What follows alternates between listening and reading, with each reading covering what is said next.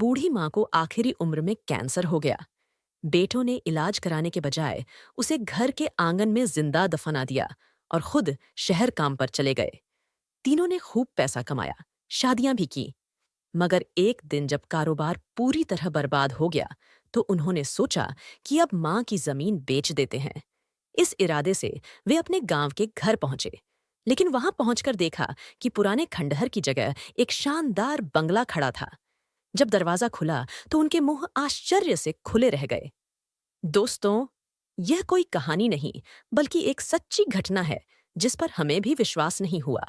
लेकिन जब इसकी पुष्टि हो गई, तो हमने सोचा कि यह सच्चाई आप सभी तक जरूर पहुंचनी चाहिए, ताकि समझा जा सके कि इंसानियत किस हद तक मर चुकी है।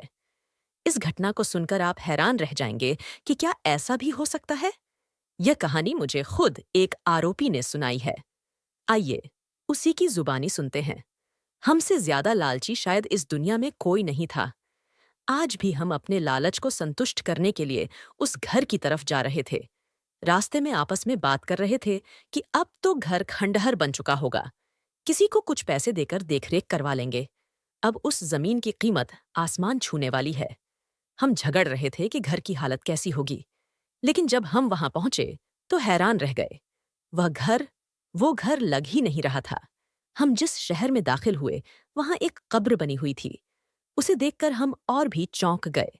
लेकिन जब कब्र पर लिखी बात पड़ी, तो हमारी हालत बिगड़ गई। ऐसा लग रहा था जैसे सांस रुक जाएगी। तभी अचानक किसी ने कंधे पर हाथ रखा और हमारी बची खुची जान भी निकल गई, क्योंकि जिसे हमने दफनाया था वही कब्र से बाहर खड़ा था। मेरा नाम इमरान है। मेरे दो बड़े भाई थे। मैं सबसे छोटा था, लेकिन सबसे ज्यादा बिगड़ा और सबसे लाडला भी। जब मैं 12 साल का था, मेरे पिताजी का निधन हो गया। उन्होंने हमारे लिए एक बहुत बड़ी बीमा पॉलिसी करवा रखी थी।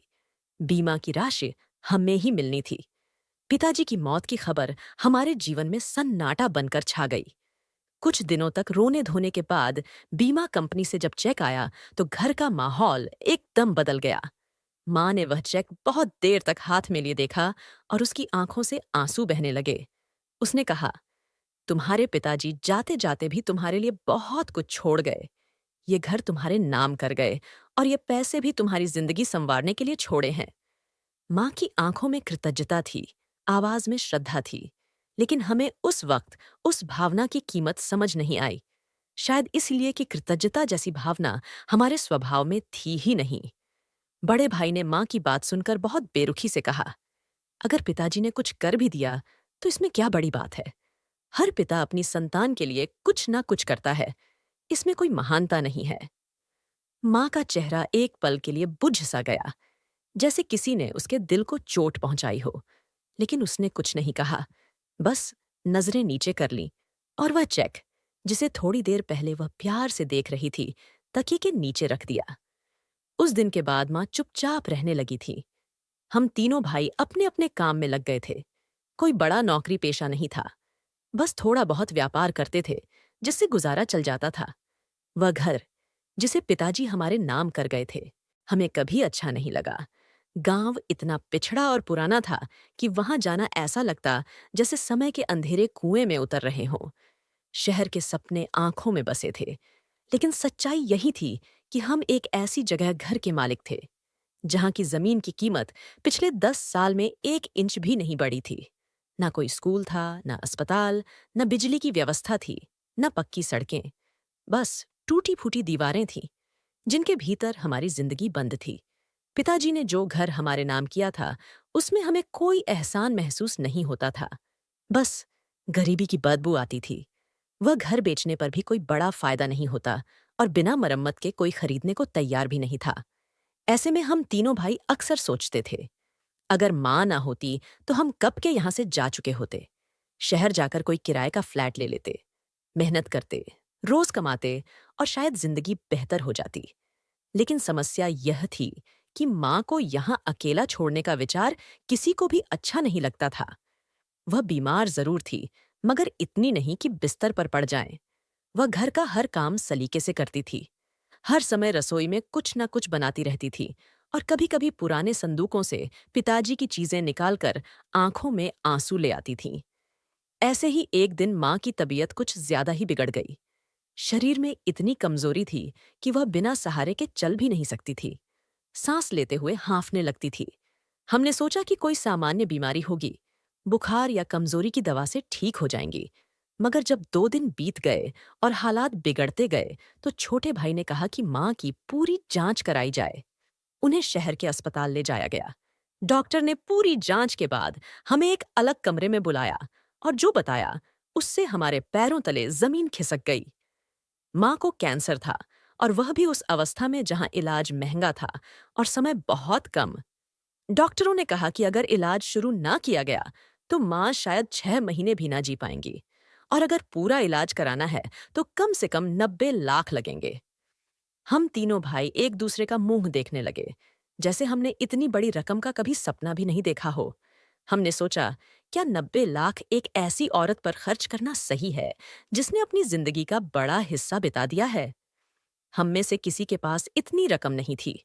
बीमा से जो पैसे मिले थे वह भी लगभग 40 लाख थे, और उसमें से भी कुछ हिस्सा माँ की दवाइयों और शुरुआती जांचों में खर्च हो चुका था। दवा की शुरुआती खुराकों और परीक्षणों पर ही 25,000 रुपए खर्च हो चुके थे। जब हमने इस हालत को देखा तो एक सन्नाटा सा छा गया। अभी तो शुरुआत है, आगे क्या होगा? छोटे भाई ने कहा कि अगर हम तीनों मिलकर कोई बड़ा कदम उठाएं तो शायद कुछ हो सकता है। लेकिन बड़े भाई की सोच कुछ और थी।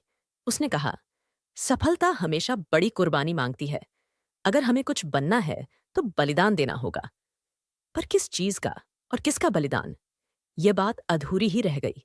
असल में बात यह थी कि बड़े भाई के दिल में पहले से ही शहर बस चुका था। वहां वह एक लड़की को पसंद करने लगा था, और उसके सपनों में एक नया घर, नई जिंदगी थी।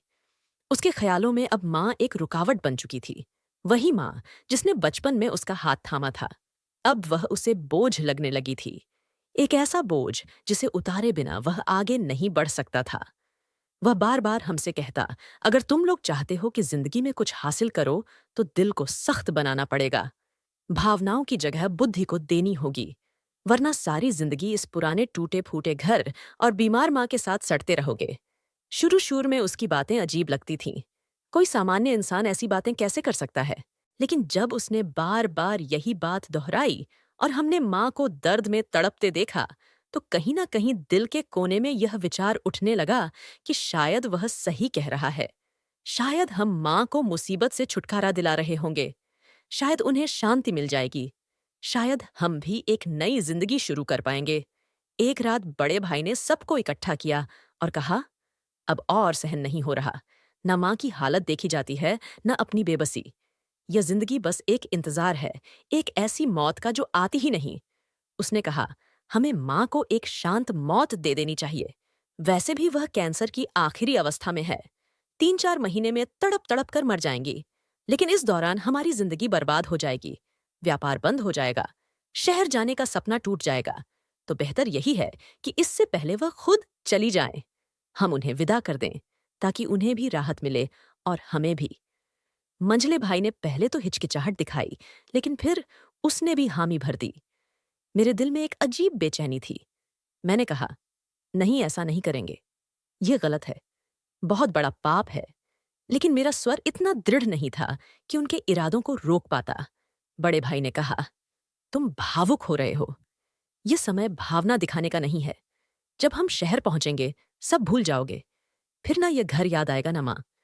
उस दिन दोपहर को माँ छत पर कपड़े सुखाने गई। मैं नीचे था।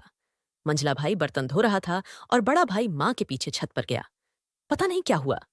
कुछ देर बाद एक जोरदार आवाज आई। मैं भागकर बाहर निकला। माँ जमीन पर बेहोश पड़ी थी। चेहरा घायल था, शरीर शांत। मैं चिल्लाया, माँ को क्या हो गया? कैसे गिर पड़ी? बड़ा भाई हाँफते हुए बोला, पता नहीं, शायद पैर फिसल गया। मैं करीब गया। माँ की नब्ज देखी। बहुत हल्की सांस चल रही थी। मैंने कहा, माँ जिंदा है, जल्दी चलो, अस्पताल लेकर चलते हैं। लेकिन बड़ा भाई चिल्लाया, अस्पताल जाकर क्या करेंगे? डॉक्टर ने भी यही कहा कि अब कुछ नहीं हो सकता। मृत्यु निकट है। बस इसे शांति से जाने दो। चुपचाप इसका अंत कर दो। बड़े भाई ने भी सिर हिलाया, जैसे सब कुछ पहले से तय हो। मैं चुप रहा, जैसे मेरी जुबान गुम हो गई हो। जैसे मेरे शरीर से जान निकल गई हो। वो माँ जिनके स्पर्श से हम बड़े हुए, जिनकी दुआओं से हम बच्चे बने रहे। अब उन्हें दफनाने की तैयारी हो रही थी। बड़े भाई ने कहा, अगर रिश्तेदारों को बुलाया तो बात फैल जाएगी, खर्चा अलग होगा और लोगों की बातें अलग से सुननी पड़ेंगी। और फिर माँ की तो यह इच्छा भी थी कि उन्हें उसी घर में दफनाया जाए जहां उनके पति ने उनके लिए छत बनाई थी। वो बार बार कहा करती थी, जब मैं मर जाऊं तो मुझे इसी आंगन में दफन करना जहां मैंने पूरी जिंदगी अपने बच्चों का इंतजार किया। हमने एक दूसरे की तरफ कुछ देर देखा, फिर आंगन के एक कोने को चुना और कब्र खोदनी शुरू कर दी। जब मिट्टी हट रही थी, तब मुझे हर झोंके के साथ ऐसा लगता था जैसे माँ सांस ले रही हो, जैसे वह हमसे कुछ कहना चाहती हो। लेकिन हमने कुछ नहीं सुना। हमने उनके चेहरे पर सफेद चादर डाल दी और उन्हें उस तंग कब्र में उतार दिया। मैंने फिर कहा, माँ जिंदा है। देखो उनके होंठ हिल रहे हैं, वो सांस ले रही हैं। लेकिन मेरे भाइयों ने कहा, यह तुम्हारा भ्रम है, तुम्हारा डर है, तुम्हारी कमजोरी है। छोड़ो इसे। माँ अब इस दुनिया में नहीं रही। यह सब तुम्हारी आंखों का धोखा है। और हमने अपनी माँ को जिंदा दफना दिया। ना किसी को बुलाया, ना कोई अंतिम क्रिया की, ना किसी पंडित को बुलाया। बस कब्र को बंद कर दिया और घर का दरवाजा ताला लगा, जैसे वह पुकार रही हो, जैसे उनकी आंखें अब भी आंगन की मिट्टी में कैद हों।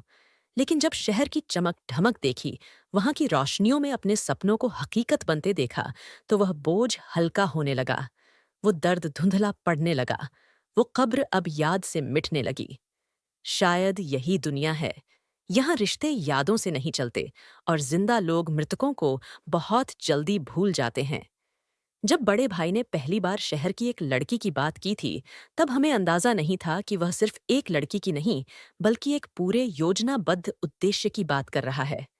वो लड़की एक अमीर परिवार से थी, सुंदर, आकर्षक और व्यवहार में राजकुमारियों जैसी। वो अकेली नहीं थी, उसकी दो बहनें भी थीं, जो रूप और गुणों में किसी से कम नहीं थीं। उन तीनों बहनों के पिता एक बड़े व्यापारी थे, जो अधिकतर समय देश से बाहर रहते थे। उनकी माँ का कई वर्ष पहले निधन हो चुका था। अब वो तीनों बहनें एक बड़े घर में रहती थीं, जहां नौकर चाकरों का आना जाना लगा रहता था। जब हमें पता चला कि भाई का उन बहनों से मेल जोल है, तो पहले तो हम हैरान हुए। लेकिन फिर हालात ऐसे बदले कि हम भी उसी रास्ते पर चल निकले। भाई ने सबसे बड़ी बहन से विवाह किया और कुछ ही महीनों में हम दोनों छोटे भाइयों ने भी बाकी दो बहनों से विवाह कर लिया। शादियां चुपचाप हुईं, लेकिन हमें कोई आपत्ति नहीं थी, क्योंकि यह शादियां हमारे लिए फायदे का सौदा बन रही थीं। उनके पैसों से हमने अपना पहला व्यापार शुरू किया, एक छोटी सी कपड़े की दुकान। हम तीनों भाइयों ने मिलकर मेहनत की। हमारी पत्नियां घरेलू थीं, लेकिन सौम्यता और सुंदरता से मन मोह लेती थी। कुछ ही समय में व्यापार ने रफ्तार पकड़ ली। हमने दूसरी दुकान ली, फिर एक छोटा गोदाम बनाया, फिर कुछ दोस्तों के साथ मिलकर थोक व्यापार शुरू कर दिया। और देखते ही देखते 1.5 साल के अंदर हम ऐसे लोग बन गए जिनके पास घर था, गाड़ी थी, दुकानें थीं और पैसा भी। हम हैरान थे कि गांव में रहकर हम इतने साल तक क्यों संघर्ष करते रहे। जैसे कोई साया था जो हमें बांधे हुए था, जैसे कोई रुकावट थी। लेकिन जैसे ही हमने गांव छोड़ा, जैसे ही माँ का बोझ उतारा, सब कुछ बेहतर होने लगा।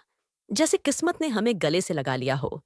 शहर की जिंदगी रंगीन थी, औरतें सुंदर थीं, हर रोज नए कपड़े, नया खाना। जिंदगी का ढंग आसान होता गया, यहाँ तक कि हमें याद भी नहीं रहा कि माँ की कब्र कहाँ थी और आखिरी बार उसकी याद कब आई थी। लेकिन समय एक जैसा नहीं रहता। जिस घर में हमने रहना शुरू किया था, वो किसी महल जैसा था। लेकिन एक दिन अचानक न्याय हुआ कि वह घर औरतों का अपना नहीं, बल्कि उनके किसी रिश्तेदार का है, जो अब वापस आ रहा है और हमें तुरंत खाली करना होगा। पहले तो हमें यकीन नहीं हुआ, लेकिन जब कानूनी नोटिस मिला, तो हम मायूस होकर वह घर छोड़कर एक छोटे से फ्लैट में आ गए। 3 पत्नियां, 3 परिवार और एक छोटा सा फ्लैट, जहां सांस लेना भी मुश्किल लगने लगा। वे सारी सुविधाएं जो पहले हमारे पास थीं, अब एक-एक करके हमसे छीनी जाने लगी। फिर ऐसा लगा जैसे बदकिस्मती ने हमारा पीछा पकड़ लिया हो। कारोबार में अचानक गिरावट आने लगी। कल तक जो गोदाम मुनाफा देता था, अब नुकसान देने लगा। वे दुकानें जिन पर रौनक हुआ करती थीं, अब खाली पड़ी रहती। ग्राहक आते भी तो हम में से कोई उनसे बात करने के मूड में नहीं होता। 3 भाइयों का एक ही कारोबार था। हर बात पर बहस होती। कोई कुछ कहता तो दूसरा उसके खिलाफ हो जाता। किसी को सलाह देना चाहो तो वह ताना बनकर लौट आता। दिन ब दिन झगड़े बढ़ने लगे। पहले आवाजें ऊंची हुईं, फिर दरवाजे बंद होने लगे। इस तरह उन तीनों बहनों के बीच भी समय के साथ दूरियां बढ़ने लगीं। कोई कहता कि दूसरी ने ससुराल वालों से ज्यादा मेल जोल बढ़ा लिया है। कोई कहता पति के कहने पर अपने ही खून से दूर हो गई है। और यूं उनके बीच खिंचाव आता गया। हम तीनों भाई भी उन्हीं की तरह एक दूसरे से दूर होते गए। घर का माहौल बिगड़ गया। पत्नियों का आपस में बातचीत बंद हो गई। हमारी बातचीत भी कड़वाहट का शिकार होने लगी। कारोबार जो पहले हमें जोड़ कर रखता था, अब हमें एक दूसरे से दूर कर रहा था। ऐसा लगने लगा जैसे हमारे चारों ओर की दीवारें सिमटती जा रही हों। फ्लैट की छत नीचे आती लगती थी। दीवारें बातें सुनने लगी थीं। पत्नियों की जुबान में नोक-झोंक आने लगी थी। भाइयों की आंखों में अजनबियत आने लगी थी। दिल के अंदर ऐसा बोझ बैठ गया था जिसे किसी को दिखाया नहीं जा सकता था। कभी रात को नींद खुलती तो माँ की वह आखिरी झलक याद आती जब वह सांस ले रही थी और मैंने कहा था कि वह जिंदा है। लेकिन मेरे भाइयों ने कहा, सांसें बस कुछ पल की मेहमान है, उनका मरना तय है, इसीलिए तकलीफ कम कर दो। और अब जब भी किसी बीमार को मरते हुए देखता हूं तो लगता है कि शायद माँ भी इसी तकलीफ में थी। लेकिन हमने उन्हें दफना दिया, जिंदा दफना दिया। कभी दिल करता है कि चिल्ला चिल्ला कर बता दूं कि हमसे बहुत बड़ी गलती हो गई है। लेकिन फिर दिल में एक डर समा जाता है कि अगर यह राज खुल गया तो सब कुछ खत्म हो जाएगा। फिर वह कारोबार भी नहीं बचेगा जो अब सिर्फ कागजों पर बाकी है। वह इज्जत भी खत्म हो जाएगी जो कभी किसी की नजरों में थी। फिर एक दिन बड़ा भाई, जो कभी सबसे मजबूत था, बिहार गया। उसने मुझसे कहा, लगता है माँ की बद्दुआ लग गई है। उसने जो आखिरी नजर हम पर डाली थी वही अब हमें जला रही है। उसके पास शब्द नहीं थे, लेकिन उसकी आंखों में जो सवाल था वह अब मेरे सपनों में आता है। जैसे माँ पूछती हो, तुम्हें मेरी एक सांस जीने की बोझ लग रही थी? क्या मैंने तुम्हें इसलिए पाला पोसा था कि तुम मुझे जिंदा दफना दो? एक दिन हम तीनों भाइयों ने मिलकर यह निर्णय लिया कि शायद अब एक दूसरे से अलग हो जाना ही बेहतर होगा, क्योंकि साथ रहते हुए हम एक दूसरे के लिए जहर बन चुके थे। व्यापार तो वैसे भी समाप्त हो चुका था। अब जो कुछ बचा था वह भी बिखर रहा था। कोई भी किसी की बात सुनने को तैयार नहीं था। पत्नियां अपने बच्चों को लेकर अलग रहने लगी। आपस में बातचीत बंद हो गई। दिलों में ऐसा खालीपन पैदा हो गया था जो भरने का नाम नहीं ले रहा था। सब कुछ टूट चुका था। अलग अलग रहने के बाद एहसास हुआ कि अकेलापन सिर्फ कमरों में नहीं बल्कि दिलों में भी उतर चुका है। व्यापार पहले ही पूरी तरह से नष्ट हो चुका था। अब एक बीमारी ने कमर तोड़ दी थी। जो पत्नियां कभी दौलत और आराम के सपने लेकर आई थीं, वे अब दिन भर तानों में लगी रहती थीं। बच्चे सवाल करते थे, पहले इतना कुछ था, अब हम कहाँ आ गए? और इन सवालों का जवाब किसी के पास नहीं था। उसी दिन बड़े भाई ने सबको बुलाया और कहा, अब समय आ गया है कि हम वह निर्णय लें जो बहुत पहले ले लेना चाहिए था। गांव की जमीन और पुराना घर बेच देते हैं। जो पैसे मिलेंगे उन्हें आपस में बराबर बांट लेंगे और फिर अपनी अपनी राहें खुद तय करेंगे। हमें भी लगा कि यह बात समझदारी भरी है, क्योंकि अब साथ रहकर कुछ हासिल नहीं हो रहा था। तो क्यों ना अलग अलग अपनी किस्मत आजमाएं। एक पुरानी जीप बुक करवाई गई। तीनों भाई अपनी पत्नियों और बच्चों को लेकर रवाना हुए। पत्नियों से कहा, तुम्हें भी गांव दिखाते हैं, जहां हम पले बड़े कुछ यादें तुम्हारे साथ बांटेंगे। शायद दिल हल्का हो जाए और थोड़ी सैर भी हो जाएगी। शहर के शोर से निकलकर खेतों की ओर सफर शुरू हुआ। रास्ते भर सब पुरानी बातें करते रहे। बचपन के खेल, बचपन की लड़ाइयां, वो डाली जिस पर चढ़कर माँ बुलाती थी तो भी नीचे नहीं उतरते थे। वे गलियां जहां खेलते खेलते शाम हो जाती थी। बातों में एक भाई ने कहा, घर तो काफी पुराना हो गया होगा, गंदा भी होगा, सफाई भी करनी पड़ेगी। दूसरे ने कहा, यहां तो कोई होटल भी नहीं है, रात कहाँ बिताएंगे? बड़े भाई ने कहा, चिंता मत करो, पहले वहां पहुंच तो लो, कुछ ना कुछ हो ही जाएगा। जब गाड़ी गांव के पास पहुंची तो सबकी नजरें खिड़कियों से बाहर थीं। हर किसी की आंखों में पुरानी यादें तैर रही थीं। लेकिन जैसे ही अपनी गली में मुड़े, सबके चेहरे पर उलझन आ गई। एक पल को ऐसा लगा जैसे हम गलत जगह आ गए हैं। वहां तो कुछ भी नहीं था जो हमारी यादों में था। न वह छोटा मिट्टी का घर, न पीपल का पेड़, न टूटी हुई चारपाई, सब कुछ गायब था। वहां अब एक ऊंची ऊंची 3 मंजिला इमारत खड़ी थी, जैसे किसी ने जमीन पर कब्जा करके एक नया महल खड़ा कर दिया हो। अगर दरवाजे के पास वह पुराना पीपल का पेड़ न होता तो शायद हम मान ही नहीं पाते कि यह वही जगह है जहां हम कभी रहते थे। दिल की धड़कन तेज हो गई। जैसे ही गाड़ी से उतरे, सबकी निगाहें एक दूसरे से सवाल कर रही थीं। घर का नक्शा बदल चुका था। दरवाजा खुला हुआ था। शायद कोई अंदर था। हम हिचकिचाते हुए अंदर गए। जैसे ही अंदर कदम रखा, सामने का दृश्य देखकर दिल की धड़कन एक पल को थम गई। वहां एक कब्र बनी हुई थी, और वह भी संगमरमर की। उस पर जो शब्द खुदे थे, उन्हें पढ़कर हमारे कदम लड़खड़ा गए। लिखा था, यहां मैं नहीं, मेरे 3 बेटे दफन हैं। यह शब्द ऐसे थे जैसे किसी ने हमारे दिल के अंदर की चीख को पत्थर पर उकेर दिया हो। पल भर में सब जड़ हो गए। आंखें सुनी पड़ गईं। आवाजें बंद हो गईं। सांसें थम गईं। समझ नहीं आ रहा था कि यह सब क्या हो रहा है। माँ की वह कब्र, जिसे हमने कभी बनाया ही नहीं था, आज न सिर्फ मौजूद थी, बल्कि जैसे बोल रही थी। हमारे खिलाफ गवाही दे रही थी। हम पर आरोप लगा रही थी। हमारी बेरुखी की दास्तान बन गई थी। हम दीवारों को देख रहे थे, जमीन को घूर रहे थे, एक दूसरे से पूछ रहे थे, क्या यह सपना है? उसी वक्त बड़े भाई के कंधे पर किसी ने हाथ रखा। जैसे ही उसने पलट कर देखा तो उसके चेहरे से जीवन का रंग उड़ गया। बचा खुचा होश भी जाता रहा। हम सब हैरानी से उसे देख रहे थे कि वह किसे देख रहा है। लेकिन उसके चेहरे पर डर और हैरानी की मिलीजुली परछाइयां यह बता रही थीं कि जो होने वाला है वह हमारी सोच से कहीं ज्यादा बड़ा है। अब अगली बात तब शुरू हुई जब हमने उस व्यक्ति की ओर देखा जो बड़े भाई के कंधे पर हाथ रखे खड़ा था।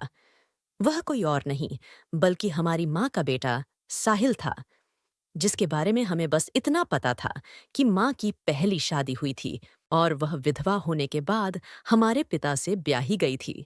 साहिल उनका पहला बेटा था, लेकिन बचपन में ही माँ के ससुराल वालों ने जबरदस्ती उसे माँ से छीन लिया था, और वह वहीं पला बढ़ा और फिर कहीं गुम हो गया था।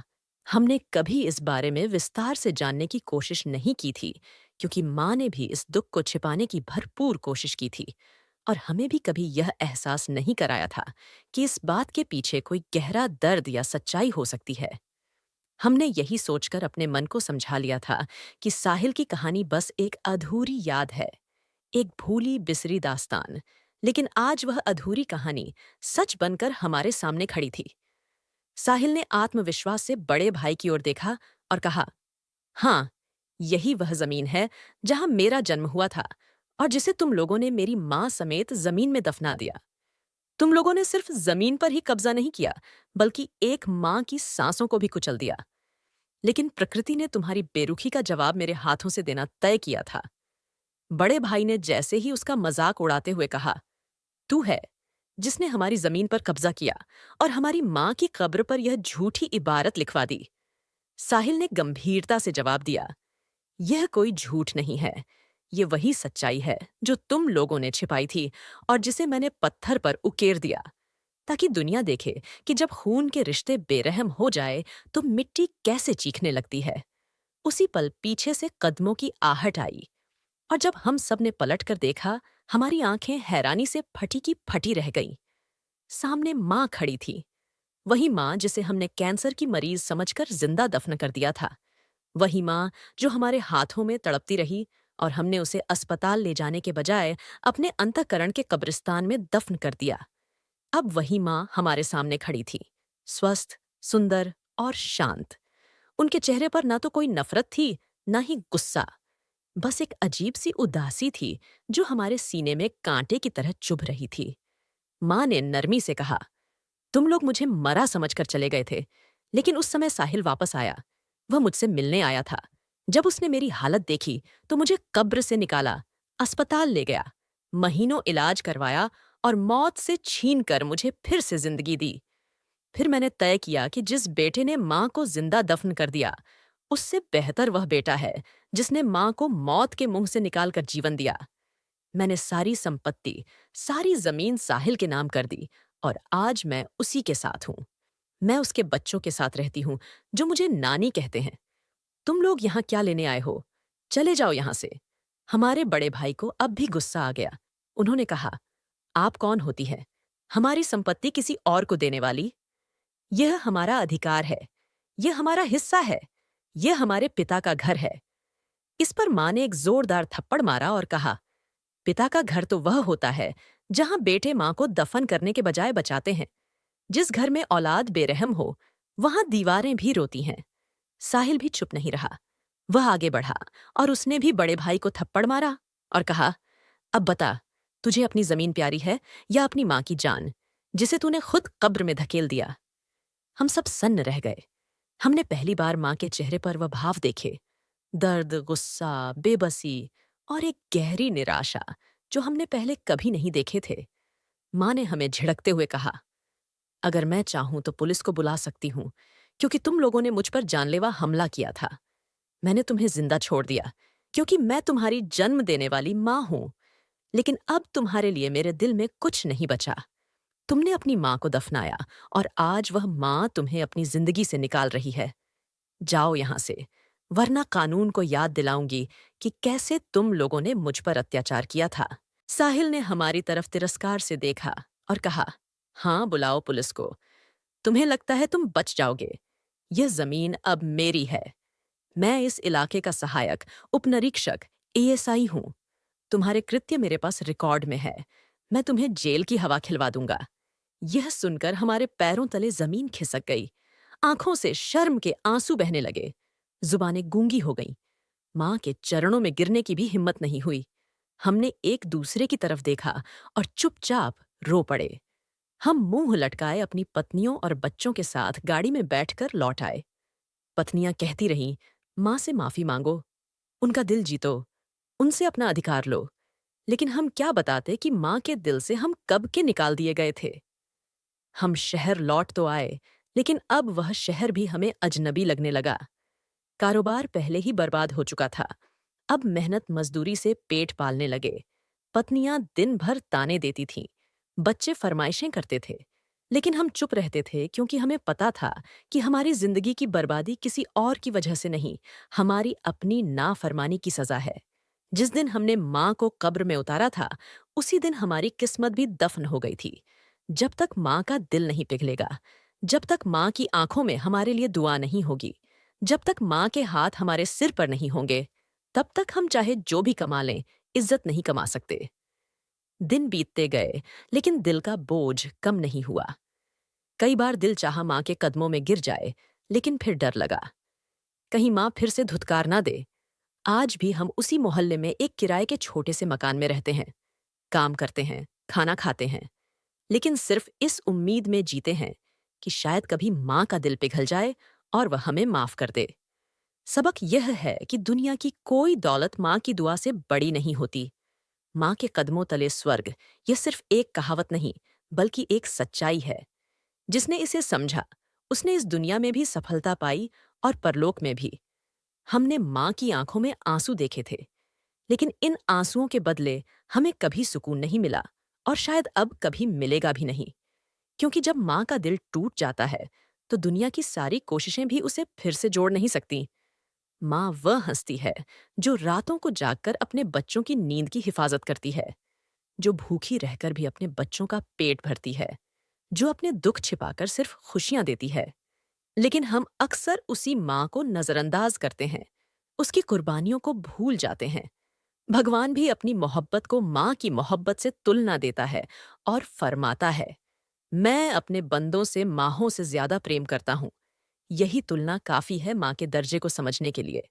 हमने अपनी माँ को सिर्फ एक बीमारी और कमजोरी की वजह से मरने के लिए छोड़ दिया, सिर्फ इसलिए कि वह हमें बोझ लगने लगी थी। वो माँ जो हर मुसीबत में हमारे साथ खड़ी रही, जो हमारे लिए दुआएं करती थी, जिसके हाथों में बरकत थी, उसी माँ को हमने जिंदा दफन कर दिया।